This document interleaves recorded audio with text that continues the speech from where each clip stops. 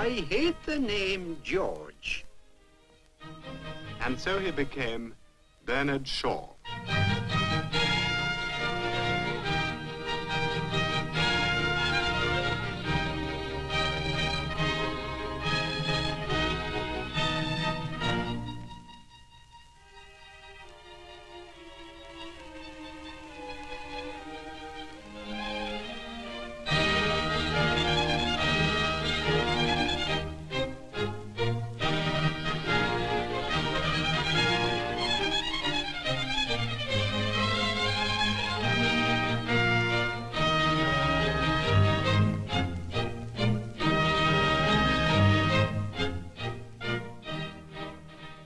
GBS called his house Shaw's Corner, and to his critics it seemed just another example of his colossal conceit.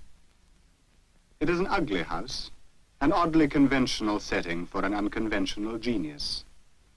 But in his day-to-day life, Shaw was a man of routine. In the quiet of the garden and the isolation of his hut, he found the haven he needed. This man who spent his early life in poverty and uncomfortable rooms.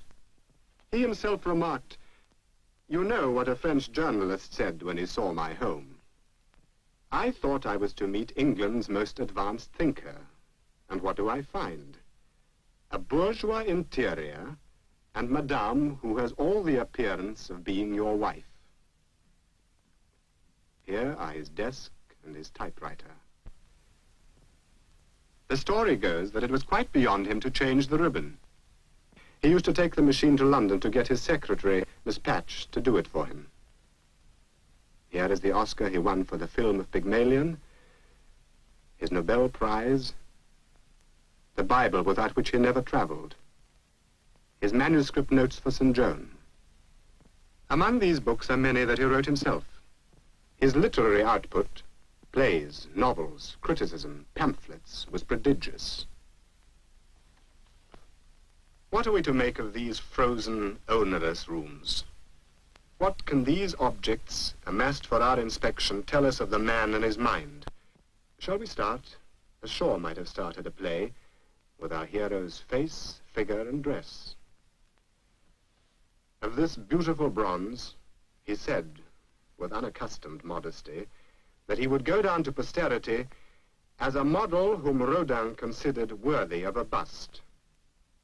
The portrait is by Augustus John. Here he is again, preposterous in his knickerbocker rigout and assorted fads. You can judge a man by his friends. Shaw had many. And Oscar Wilde was less than fair when he sneered, "He has not an enemy in the world, and none of his friends liked him." The still is from a cowboy film. The cast, GBS, G.K. Chesterton, and Alaire Belloc. The film was never released. A signed portrait from the greatest film star of them all, who once played the great dictator. And next to Gandhi, Lenin and Stalin. With GBS is Lady Astor and a group of Russian revolutionaries. Shaw's childhood in Dublin was difficult. His father was a drunkard and his mother more interested in singing than in her son. Those early days implanted in him personal habits of extreme simplicity. This is the bedroom of a man who left £400,000. The habit of economy lasted throughout his life. He never sent a letter when a postcard would do. And the postcards have become a legend. He had them ready printed with his views on capital punishment, a scheme for a reformed alphabet, vegetarianism, requests for autographed books, and subscriptions to charities. On the 100th anniversary of Shaw's birth, some friends met at Felix Topolsky's studio. Esme Percy, who acted in the plays, introduces Perlita Nielsen, just beginning her dramatic career. Shaw said about these Topolsky drawings, "If I were not married, I might let you debunk me for the fun of it. But my wife, who admires everything you draw except your pictures of me, would object."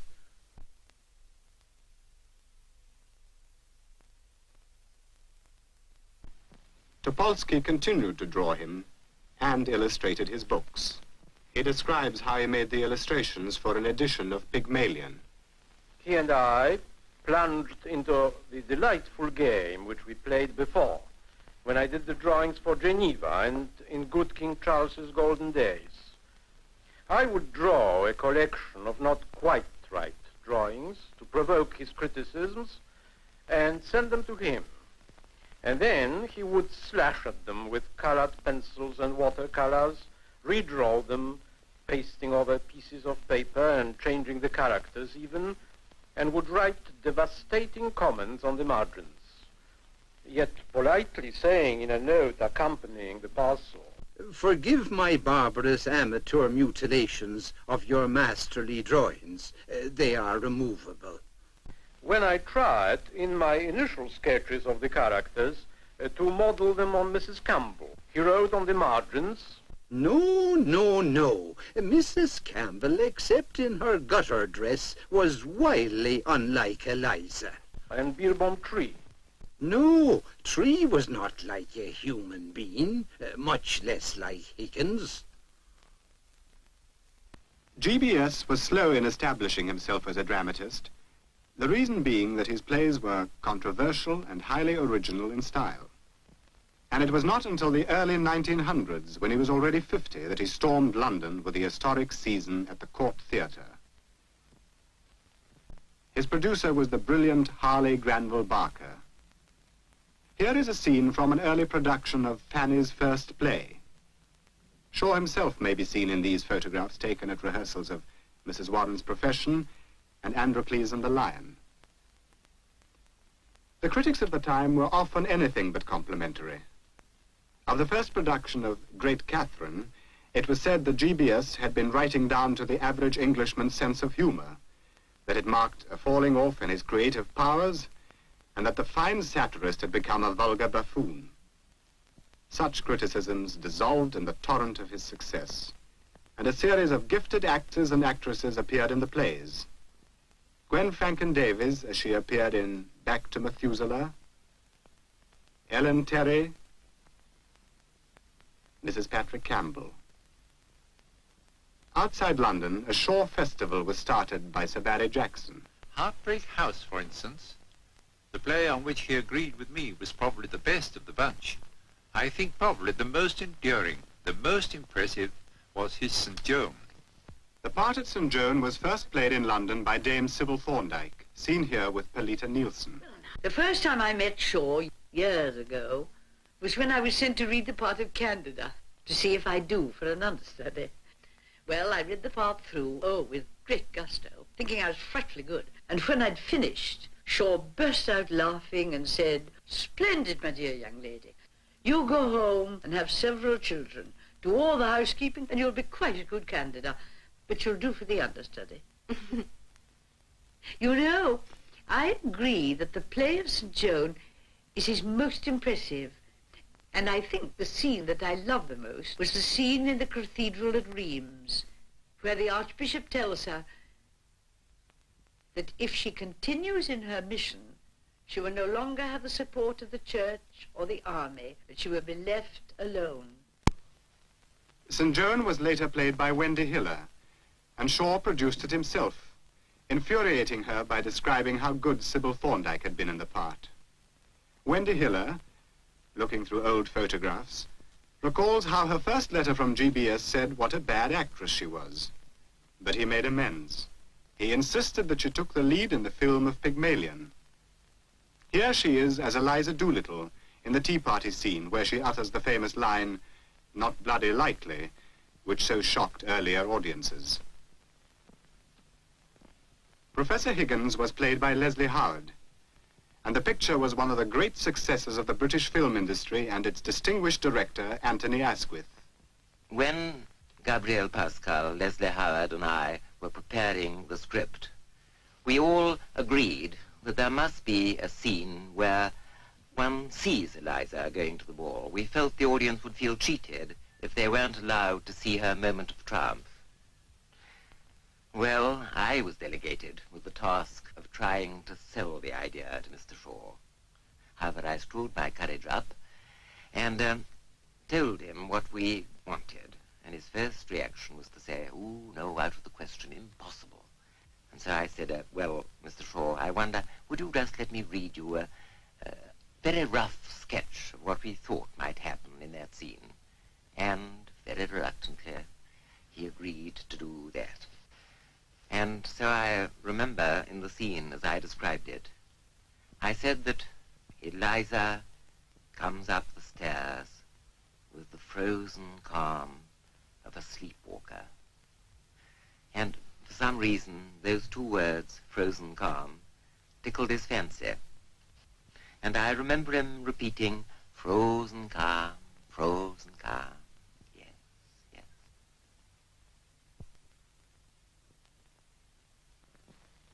Motion pictures brought Shaw to the world, but already he was honored on the continent and in America.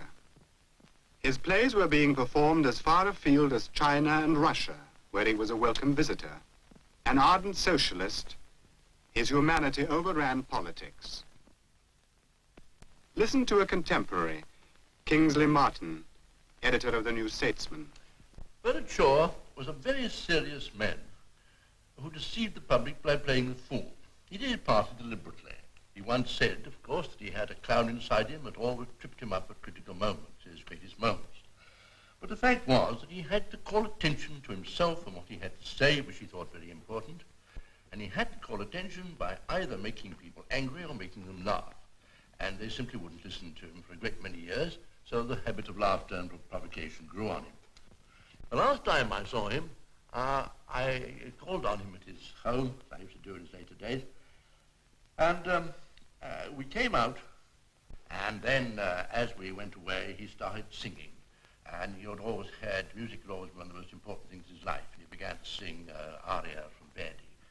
And I turned round and looked at him, and he said, "Yes, my voice is no penny whistle even now." And it wasn't. His voice never had been a penny whistle. It was a trumpet for a new world and an exposure of rottenness of all kinds. And when Shaw died, personally I felt very much as I would feel if I were living in a room when suddenly a blind had been drawn down over the window. It's become much darker and a very much stuffier world to live in.